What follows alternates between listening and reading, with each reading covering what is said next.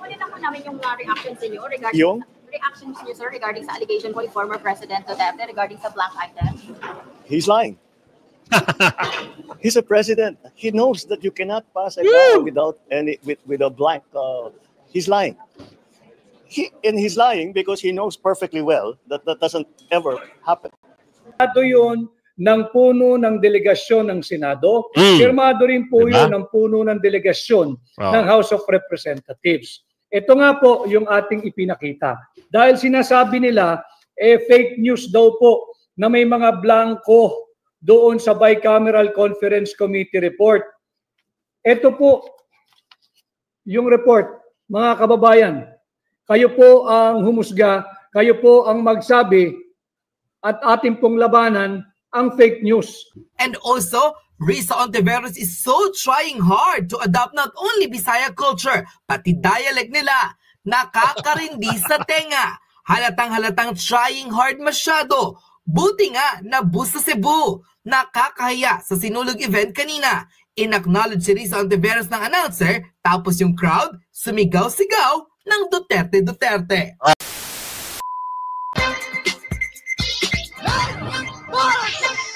Yes. Magandang hapon muli sa atin mga kasama. Nandito na naman si Kuya Goods nagbabalik. At syempre, kung hindi ka pa nakasubscribe sa ating channel, pasubscribe na lang po at hit mo na rin yung bell para lagi kang updated sa ating mga video. Napahiya! Napahiya ang lola nyo, ha?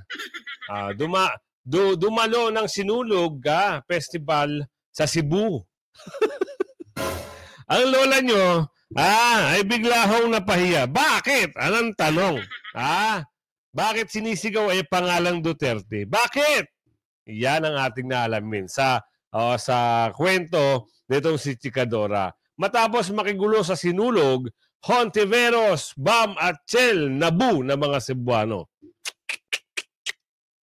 Ay nako, talaga naman. At syempre, ang sabi dito, nagsinungaling daw ang dating Pangulo. Sino sumagot niyan? Mamaya pagdating sa dulo ng ating video. Totoo ba? Bakit alam na alam ni Attorney Vic na gusto niyong manipulahin itong budget? Di ba? Tapos sasabihin, is lying? Wow! Naman! Talaga ba? Ito, kwento natin Chikadora, ipasok mo. Pero bago natin simulan natin talakayan at reactions, ang like and share. O gusto po tayo dyan, kaya like nyo yung video at share. At mukhang mahina tayo sa inyo, mga kasama. I-like and share at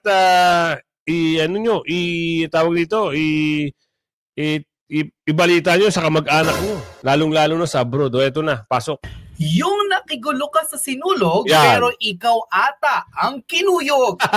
Mukhang hindi nga raw magkakalimutan ng senadorang si Risa Ontiveros ang pangbubos sa kanya ng maraming Cebuano sa kalagitnaan ng Sinulog Festival kahapon, January 19, 2025, kung saan imbes na suportahan, tila nabu ang senadora kasama ang aspirant senator na si Bam Aquino at representative ng Akbayan na si Shell Jokno. Kung saan pinagpiestahan sa social media ang kahihiyang sinapit ng tatlo. Umani ng samot-saring reaksyon sa social media ang matinding pangbubo ng maraming Cebuano sa tatlong Liberal Party supporters nang dumalo sila sa Sinulog Festival sa Cebu. Sa halip nakakahiya talaga to. Akala mo ikaw yung pagkakaguluhan ng ating mga kababayan, pero ikaw pala yung gustong itapon at sipain. Oo. Alam mo, isang sinyalis lang ito na wag na ho kayong magsitakbo. Bakit? Masasayang lang ho yung lahat ng gastusin nyo sa eleksyon. Kasi wala hong naniniwala, ang sabi ni Aling Mildred. Wala na hong naniniwala. Bakit nagkaganyan? Bakit kayo binu? Ang tanong, gusto ba kayo ng tao? O kayo lang nagpipilit sa sarili nyo, naggugustuhin kayo ng tao di umano? Galing talaga ni Aling Mildred, no? Isipin nyo kung ito ay kagustuhan ng ating kababayan, gusto sila, susuportahan sila. Hindi sila gago! Ayan na naman tayo Hindi sila tawa ng tawa to si... Tigil lang. Hindi sila makakarinig ng ganyan Hindi sila makakarinig ng ganung reaksyon ng tao. Kita nyo mga Duterte, kahit pumunta, di ba? Wala kayong narinig na pambubu. Di ba? Nilalapitan, niyayakap sila ng mga tao. Pero ito, naku po. Karodi. Oo. Sabi ni Aling Jessica, tama na. Alam na namin ng kulay at kilatis nyo. Naku, magaling si Aling Jessica. Tuloy. If na warm welcome, tila galit ang sumalubong kay Senadora Risa Hontiveros at sa mga kasamaan pa nito nang ipakita mismo ng mga Cebuano na mukhang hindi nila suportado ang anumang ipinaglalaban ng mga taong ito. At sa halip, ipinakita ang lakas at suporta sa pamilya ng mga Duterte. Ang pamilyang minahal raw ng maraming Bisaya. Tama! Ang nasabing controversial video ay umabot na ng milyong-milyong views across social media platforms at tila binansagan ng maraming Cebuano ang senadora na napaka-trying hard daw maging Bisaya. Ayon sa controversial post ng isa sa mga political commentator na si E.B. Jugalbot, Sinulog Gate Crashers. A yellow tint didn't go unnoticed by Cebuanos a few minutes ago in the ongoing Sinulog festivities at the Cebu Sports Center. Risa Hontiveros, Shell Jokno, Bam Aquino, Kiko Pangilinan, and Sharon Cuneta were all booed by the crowd upon their respective entrances to the venue. The Cebuano crowd also didn't hide their political allegiance when they all shouted in unison, Duterte, Duterte, Duterte. Well, as a Cebuano myself, this is all I can say. Me, Risi, hindi ako Cebuano, hindi rin ako Bisaya. Pero if I'm given a chance, gagawin ko rin ang pangbubu kina Shell Jokno, Bam Aquino at lalo na kay Risa Hontiveros. Bukod sa ang cringe nila dahil pati piyesta ng Santo Niño ginawa pang pangampanya whether or not intentionally. Nakakasora yung pilit nilang binibelong ang mga sarili nila just to show the Cebuanos that they are still relevant in another level of kakapalan ng muka. Tanong lang. Imbitado ba ito? Sa bagay, ito ay festival. Lahat naman ay pwedeng pumunta. Kaso nga lang, balita rito, parang ginagawang mumulit. Hi! Ano ngayon na pala nyo? Diba? Yan ang sabi ni Aling Maricel. Kita nyo, pinagbububo kayo. Dapat, kung narinig nyo isang beses, out na, alis! Huwag na kayong bumalik. Kasi wala ho kayong mahahakot. Sabi ni Aling Maricel, wala ho kayong mahahakot sa mga taga Cebu. Oo, samahan nyo pa ng taga Mindanao, Davao, Luzon, Bisaya, Mindanao, migrante, at mga OFW. Wala na. Diba? Survey tayo mga kasama. Makakakuha po ba na ng boto sa inyo mga kasama? Hindi na. Ayan, type nyo sa comment section. Ay, hindi na. Wala na talagang aasahan dyan. Magmula doon sa mga bumabati ko sa mga Duterte at yung mga nagkakampi-kampihan na yung mga yan, sabi na Aling Teresita, walang boto sa amin yan. Makakakuha yan. Nambu sa amin. Sabi na Aling Malu naman dito. Grabe, no? Tuloy. And also, Risa Hontiveros is so trying hard to adopt not only Bisaya culture, pati dialect nila. Nakakarindi sa tenga. Halatang trying hard masyado. Buti nga, nabus sa Cebu. Nakakahiya sa Sinulog event kanina. In-acknowledge si Risa Hontiveros ng announcer, tapos yung crowd, sumigaw-sigaw ng Duterte. Ito yun. Parinig natin,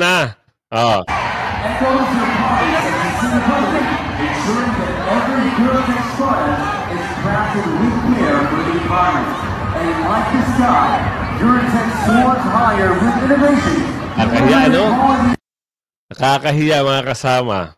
Biruin nyo, pinagbubu kayo at sumigaw ng Duterte? Ang mga taga Cebuano? Ang mga taga Cebu? Hindi ba kayo nahiya sa balat? Anak ng tipaklong. Tuloy! Ay, nawala. Nawala. Uncle daw. Bukod sa pangbubu ng maraming Cebuano, kina Bam Aquino, Shell Jokno at Risa Hontiveros, mukhang tila pinagpiestahan raw sila. Hindi ng tao, kundi ng mga langaw. Dahil tila kahit nasa ground na ang mga ito, hindi man lang raw nilapit Walang pumapansin. Walang pumapansin. Di ba? Alam mo, pag love na love ka ng tao at alam na wala kang ginawang kadurubuhan, ha? Sa Pilipinas, lalapitan ka. Pero ito parang dirin-diri. Parang ayaw sila lapitan, parang may sakit di umano. Yung mga... Naku. Yan. Tuloy. At pinagkaguluhan ng tao. Dito raw makikita ng maraming Pilipino kung sino ang sinusuka ng mga Cebuano diba? At sino ang minamahal ng maraming Pilipino. Hindi rin nakaligtas sa veteran writer at political blogger na si Crisette Laureta Chu, ang isa sa mga pinaka-controversial video ngayon online kung saan tila nilalagpasan lang ng tao. Hindi lamang ang mga Liberal Party senator na ito, kundi maging ang kamag-anak ng dating Pangulong si Ninoy Aquino at senatorial candidate na si Bam Aquino na ayon mismo kay Crisette, tila na masay pa raw ng pagkalayo-layo, dinededma lang ng maraming Cebuano. Ayan.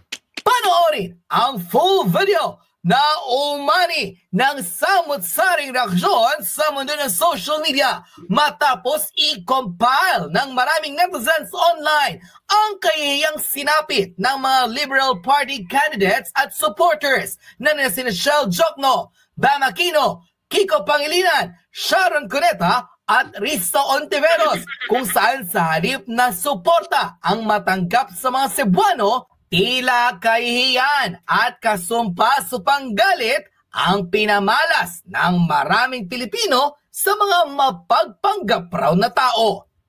Narito't panoorin ang full video. Yan.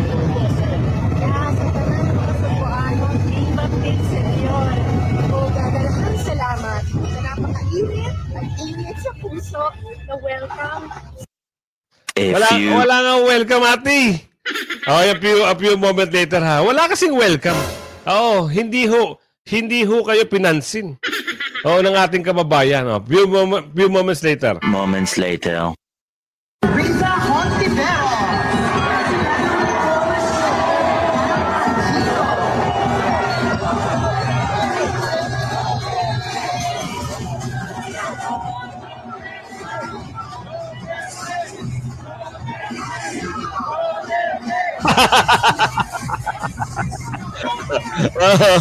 Ay, nako talaga naman. Pinakilala mga kasama, ha? Tinawag ang pangalan. Tapos, ang mga tao nagsigawan, Duterte.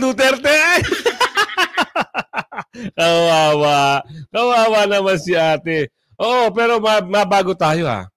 Sinabihan ng liar. Nagsisinungaling. Sino nagsisinungaling? Aba, ang paniwala namin, talagang siniwalat lang ng Pangulong Duterte at ni Congressman Sid at yung si Atty. Vic, yung mga bagay-bagay na tinatago daw di umano sa ating kababayan. Ngayon, may interview dito. Aba, hindi natin alam kung ano yung interview dito. At mamaya, sasagutin yan lahat ni Atty. Vic. Abangan nyo, ha? Ito, ano ba yung, ano daw yung, sino daw sinungaling? Sir, kunin lang po namin yung reaction sa inyo regarding... Yung? Reactions niyo, sir, regarding sa allegation po ni former President Duterte regarding sa blank item? He's lying. He's a president. He knows that you cannot pass a law without with a blank. He's lying. He's lying because he knows perfectly well that that doesn't ever happen. Sa buong kasaysayan ng buong Pilipinas, hindi pinapayagan na magkaroon ng item ang GAA nang hindi nakalagay kung ano yung project at saka ano yung gastos, ano yung pondo. So, it's a lie. I was watching the news earlier today and people were saying it's 4,000 pages. Paano namin ibubusisiin yan? Ang gaganto, para titignan namin isa-isa. Hindi na lang. Eto, siya na rin nagsabi kung sino nakaupo ngayon. 4,000 pages. Paano namin bubususain yan? Natural ho. Dapat busain nyo. Kasi, malay nyo, meron nga nakalusot na ganun. Pinirmahan nyo kagad. Ano nangyari? Nakalusot yung mga dorobo. Kung hindi nyo man ho alam yan, na may blanco yan, sino ang may pakana yan? Yan ang tanong. Tanong lang ho yan ni Aling Lani. Ulitin natin, Ulitin natin para mas maganda maliwanag. I was watching the news earlier today and people were saying, it's 4,000 pages. Paano namin ibubusisiin yan? Ang ganito, para titignan namin isa-isa. Hindi na lang. Meron namang kopya that's available on the website of DBM. Tignan ninyo, huwag na ninyo busisihin isa-isa. Hanapin nyo yung sinasabi nila na blank check. Tignan ninyo kung meron kahit isa. Para mapatunayan na tama ang sinasabi ko, kasinungalingan yan. That's my reaction. Sir, regarding po sa possible extension ni PNP Chief Marvil, meron po bang ganitong plano, sir? Well, there is a very strong argument that it would not be good for stability, especially to change Chief PNP in the middle of a campaign period and then approaching an election period.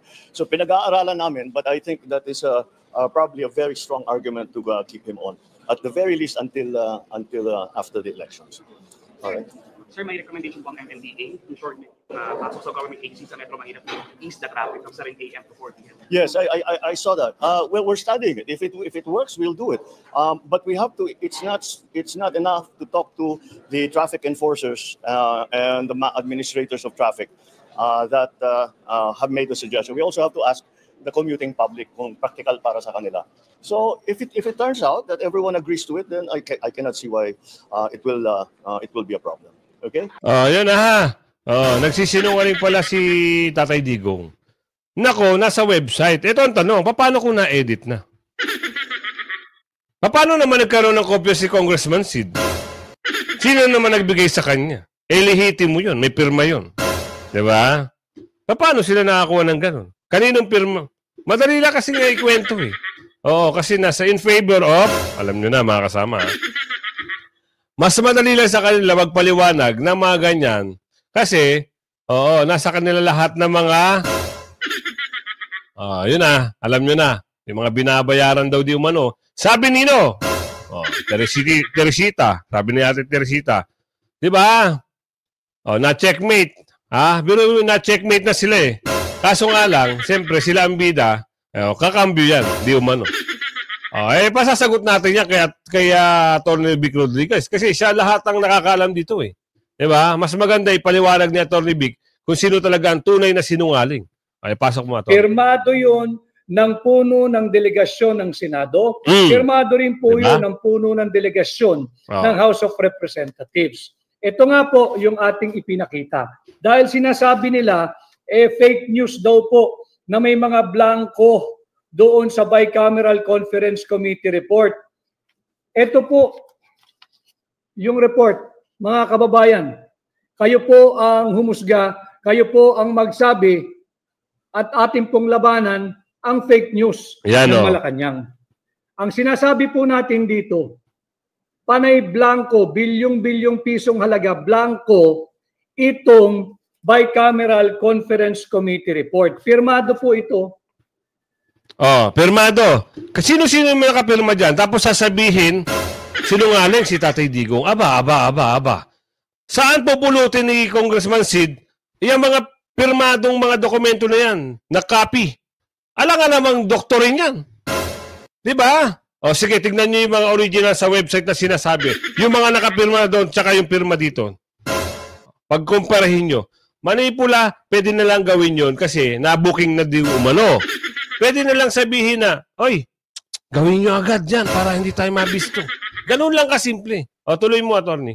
Wala pong nagsabing blanco yung GAA, yung General Appropriations Act. Malacanang po nagsabi nun.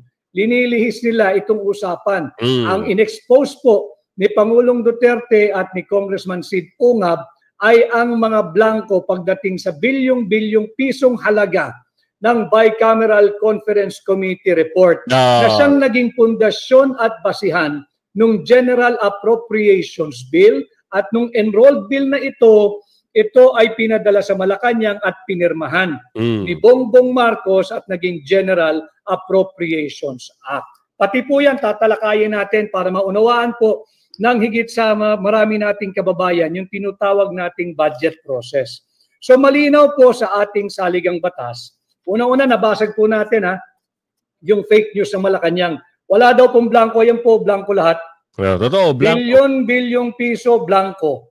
Ito ho yung aking sinabi kagabi na paano ka napunta sa 6.32 trillion pesos na taunang budget for 2025, panay blanco po ito. Ibig sabihin, yung 1+1, hindi na po magbabago yun, 2 ho ang sagot doon. Yung 2+2, ang sagot po doon ay 4. Pero yung 3 plus blank, hindi po maaaring maging 6.32 trillion ang magiging kasagutan doon. Kahit po mga batang nag-aaral sa elementary, alam po yung kasagutan sa 3 plus 3. Pero hindi po kayang sagutin ng kahit na sinong scientist o inventor o henyo. Yung tanong na 3 plus blank is equal to 6.32 trillion pesos. Yan yung malaki nating pinag-uusapan at nadiskubre at inilahad ni Pangulong Duterte at ni Congressman Sid Ungab. Nandun po ako nung gabing yun, nung amin pong pinakita ito, na hindi po ito peke. Ayan po, ang Malacanang po ang nagpapalaganap ng fake news. Pinipihit po nila yung usapin sa GAA. Wala pong nagsabing may blanco yung GAA. Diba? Ang sinasabi natin, blanco itong final document na naging basihan ng GAA. Iyan ang pinag-uusapan natin. Ibig sabihin, Atty. Vic, nililihis nila yung istorya. Ang usapin pala dito, sa bicameral, yung pagpirma na may blanco. Tapos ngayon sasabihin nila na sinasabi niyo raw fake news dahil daw wala naman daw blanco yung GAA. Ay yun, maliwanag sa maliwanag mga kasama. Itong sinasabi ni Atty. Vic ay lahat ho ay makatotohanan. Hindi naman magsisinungaling si Tatay Digong eh. Sibin nyo nga yun. Yun nga yung magaling, pinakamagaling na presidente na nanungkulan sa Pilipinas. Tapos magsisinungaling pa. Para sa Pilipino si Tatay Digong. Para sa bayan. Hindi kagaya ng mga nakaupo ngayon na ba? Ewan. Kung talaga bang para saan? Tanong.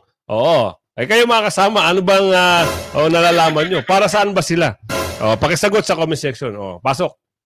Kay Balitang Hopya Money Popcorn, ano po ba ang BICAM sa GAA?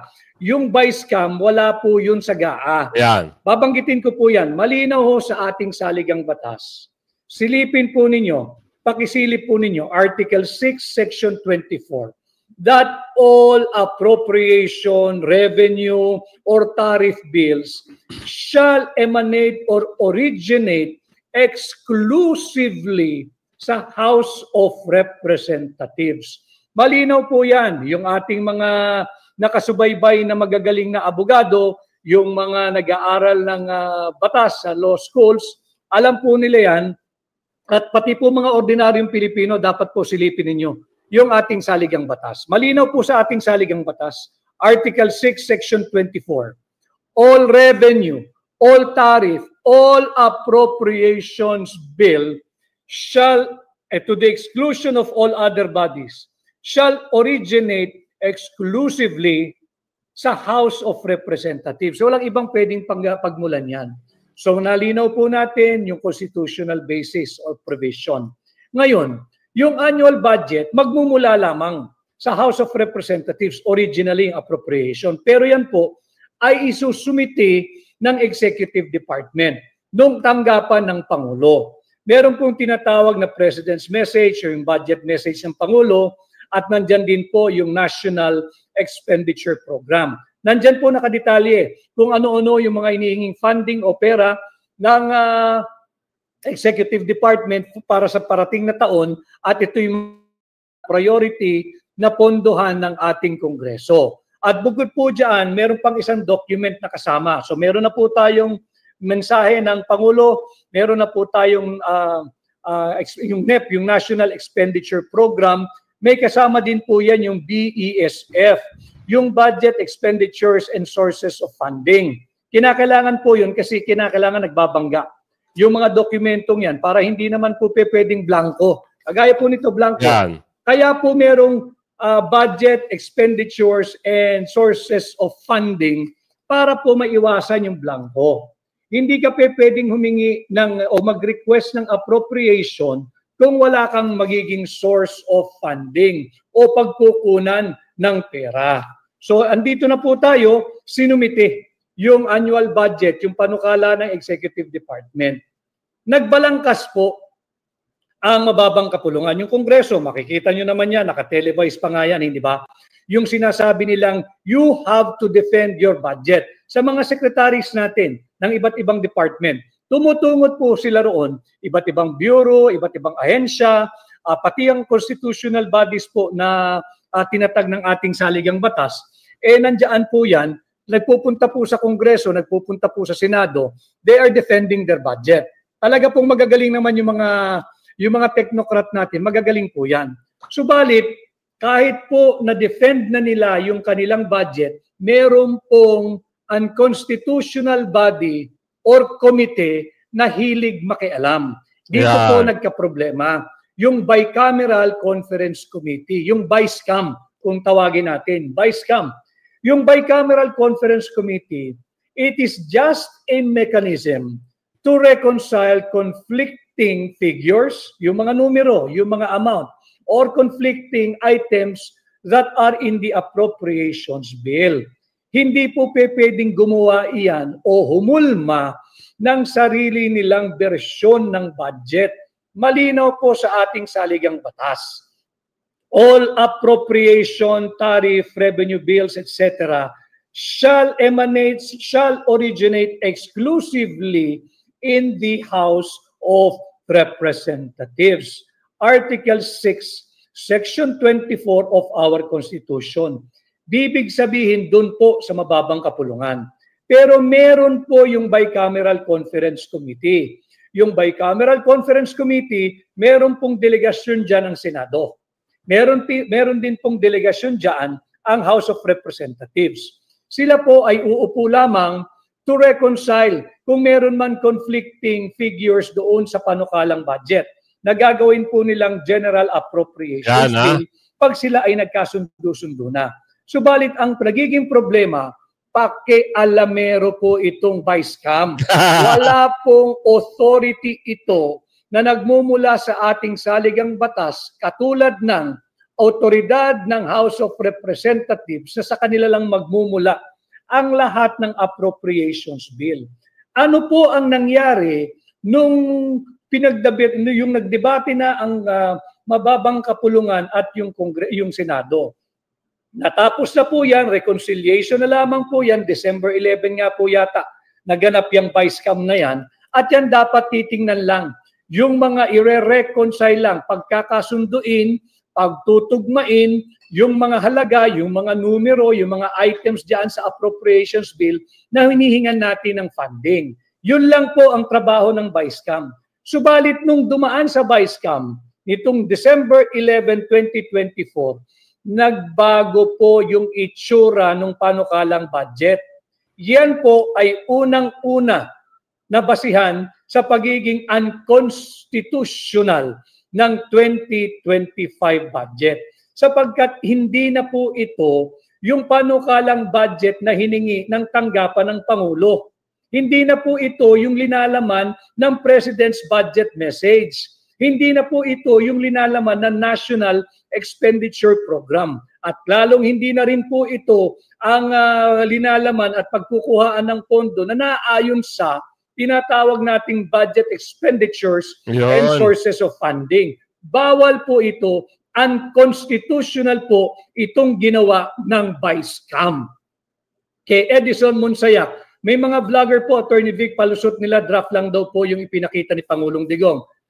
Edison Monsayak, alam po ninyo, wag nating kausapin yung mga vlogger na hindi ho naiintindihan yung kanilang pina-vlog. Ito po, pinapakita ko sa inyo, pirmado.